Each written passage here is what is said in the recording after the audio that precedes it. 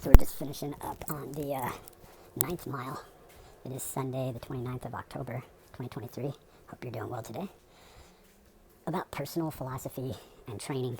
There's no right way to train, but there is a right way for you. And for me, the way that I would train other people, for instance, when a newbie trainer would ask me for advice, and I was like looked up to or considered a coveted trainer at that time, in that place, in that era, I would always ask them, what do you do?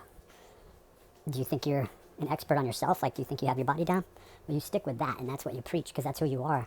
And then like attracts like. And it's your job to see when there's not a good match there. So I would get so many clients at a time where I'd have like 65, 70 clients. No way to train them all. This is like before the day of this reciprocal online action, where we could just like, delegate, do videos for people and demonstrate what we're doing and keep clients online, even when they're traveling internationally or abroad. But back in the day, I'd just have them take suspension bands, JC super bands at that time. That's what they were considered. And, isolation bands, along with floor exercises, planks, bridges, you name it. And they'd come back having pushed themselves more and integrated new tools in. But I would always refer out to people that were more like them as far as the trainer, the personality, just to be more copacetic. There's no reason why you have to go against the grain ever. So my philosophy personally is, if you can't see it, if you can't get so lean to where you know every action of the muscle, then do you even really know what you're working on, what you're building? So to me, the number one thing that people need to do, and this is my own personal philosophy, is try to eradicate all the fat off your body. And you're not going to be able to just do that by doing a bunch of cardio. You have to build the muscle up. You have to create a metabolic demand. And then there has to be various adaptation phases. For instance, a lot of things are looked over, like, people won't put in that 26 to 30 weeks to establish capillary bed density for muscle that they've newly acquired, right?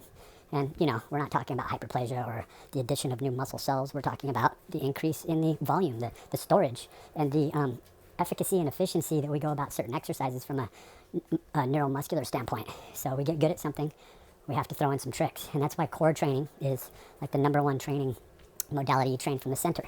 There's a lot of people who talk about training from the top, training from the bottom, but without a solid core.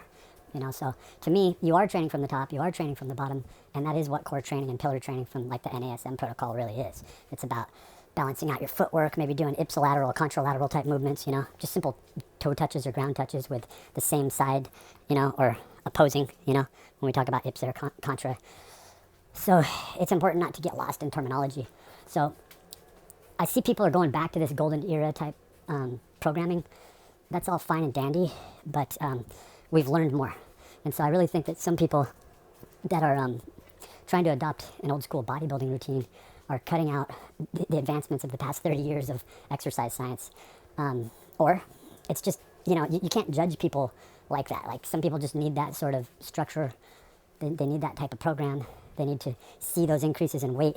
But as soon as a strong wind comes by, you're reminded of what works and what doesn't.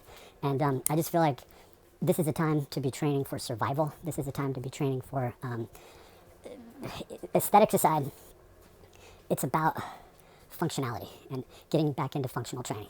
And that is the modality that I always went back to, whether I was like doing Pilates instruction on a reformer, whether I was doing like kettlebell work with people, whether we were doing suspension training, it would all lead back into the same thing. Like, I always added bands into almost every exercise I did. I would do what I used to call drag training, where I would add like just a really light sort of, added resistance band onto the free motion machine, so that when I would transition between exercises, there was like this drag where I had this iso tension, dynamic tension as it's been called. So we're not trying to rename the wheel. We're not trying to, trick the etymology and the nomenclature of how we name things and the origins. Yeah, a lot of reverence has to go back to the people who have created, the great Sandow, right? The people who created this, and then you have these intellectuals or quasi-intellectuals that will come along, and they're not the developers, they're not the people who make things happen, just like our current financial market.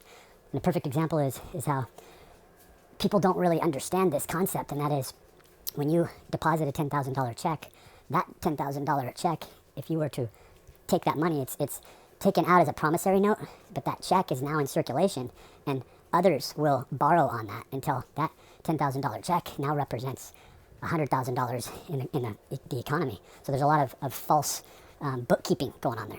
And when you look at yourself local and you see that what you put out, what you're doing, the sweat equity shows up in the mirror. It shows up in your reps. It shows up in the articulation and the synergistic joint stability in your functional movements, and it becomes undeniable. Like, you don't have to have the perfect temperature, the perfect timing with your carb loads, the perfect, this, perfect that, or else you're useless and you can't, move that way. I remember training like that for years.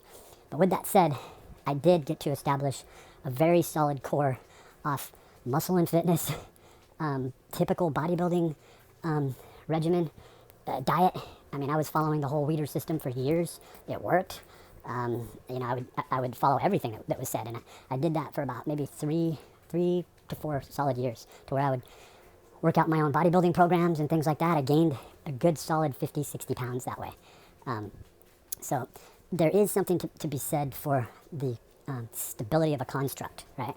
But with that said, with all the variables and all the things flying at us left and right, to where we have all realized that we are these soul entities out there almost trying to evade darts being thrown at a dartboard.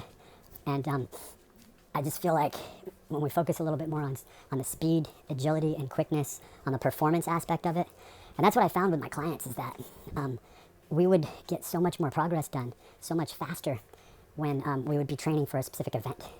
So that's what I had started to do. Like, if they didn't want to run, if they weren't, able to, if they weren't wanting to do, a cycling competition or whatnot, it would be like a walk. It would be like, okay, we're going to set this goal, this date, and once, we grow in efficacy and a comfort in what we're doing, we're going to start not just going by time, but we'll go by distance, and then eventually we'll go by time and distance. And once you put time and distance together, you start to see all the weak areas that you should have worked on. That's okay.